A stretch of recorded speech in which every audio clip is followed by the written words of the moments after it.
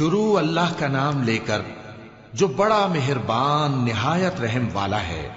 ہم نے نوح کو ان کی قوم کی طرف بھیجا کہ پیشتر اس کے کہ ان پر درد دینے والا عذاب واقع ہو اپنی قوم کو خبردار کر دو۔ انہوں نے کہا کہ بھائیو، میں تم کو کھلے طور پر خبردار کرتا ہوں کہ اللہ کی عبادت کرو اور اس سے ڈرو اور میرا کہا مانو، وہ تمہارے گناہ بخش دے گا اور موت کے وقت مقرر تک تم کو مہلت عطا کرے گا۔ جب اللہ کا مقرر کیا ہوا وقت آ جاتا ہے تو تاخیر نہیں کی جاتی، کاش تم جانتے ہوتے۔ جب لوگوں نے نہ مانا تو نوح نے اللہ سے عرض کی کہ پروردگار، میں اپنی قوم کو رات دن بلاتا رہا لیکن میرے بلانے سے وہ اور زیادہ گریز کرتے رہے۔ جب میں نے ان کو بلایا کہ توبہ کریں اور تو ان کو معاف فرمائے تو انہوں نے اپنے کانوں میں انگلیاں دے لی اور اپنے اوپر کپڑے اوڑھ لیے اور اڑ گئے اور خوب تکبر کرنے لگے۔ پھر میں ان کو بلند آواز سے بھی بلاتا رہا، پھر علانیہ بھی اور رازداری سے بھی سمجھاتا رہا۔ پھر میں نے کہا کہ اپنے پروردگار سے معافی مانگو کہ وہ بڑا معاف کرنے والا ہے۔ وہ تم پر آسمان سے موسلا دھار میں برسائے گا اور تمہارے مال اور بیٹوں میں اضافہ کرے گا اور تمہیں باغ عطا کرے گا اور ان میں تمہارے لیے نہریں بہا دے گا۔ تم کو کیا ہوا ہے کہ تم اللہ کی عظمت کا اعتقاد نہیں رکھتے، حالانکہ اس نے تم کو طرح طرح کی حالتوں میں پیدا کیا ہے؟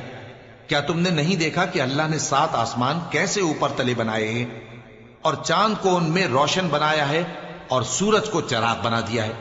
اور اللہ ہی نے تم کو زمین سے ایک خاص طرح سے پیدا کیا ہے، پھر اسی میں تمہیں وہ لوٹا دے گا اور اسی سے تم کو نکال کھڑا کرے گا۔ اور اللہ ہی نے زمین کو تمہارے لیے فرش بنایا تاکہ اس کے بڑے بڑے کشادہ رستوں میں چلو پھرو۔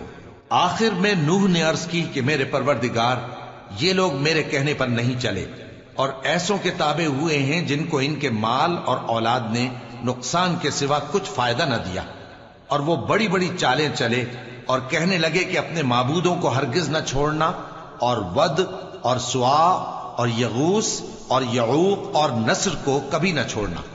اور اے پروردگار، انہوں نے بہت لوگوں کو گمراہ کر دیا ہے اور تو ان ظالموں کو اور زیادہ گمراہ کر دے۔ آخر وہ اپنے گناہوں کے سبب پہلے غرقاب کر دیے گئے، پھر آگ میں ڈال دیے گئے، تو انہوں نے اللہ کے سوا کسی کو اپنا مددگار نہ پایا۔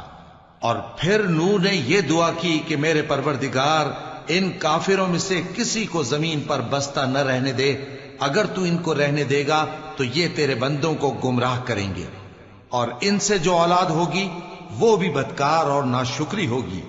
اے میرے پروردگار، مجھ کو اور میرے ماں باپ کو اور جو ایمان لا کر میرے گھر میں آئے اس کو اور تمام ایمان والے مردوں اور ایمان والی عورتوں کو معاف فرما اور ظالم لوگوں کے لیے اور زیادہ تباہی بڑھا۔